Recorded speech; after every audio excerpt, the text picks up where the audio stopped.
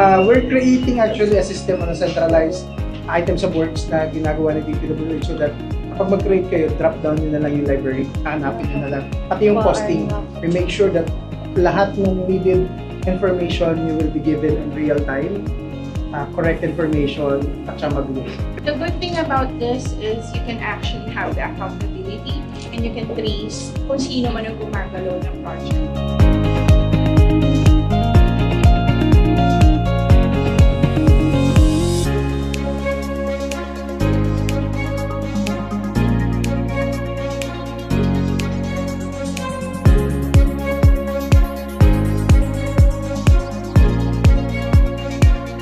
That's a good thing. You have a system that's real-time with a geotag photo that can give you the actual date kung kailan pinuha yun. Nag-i-improve po siya. May mga versions upgrade po siya. Inaano natin eh.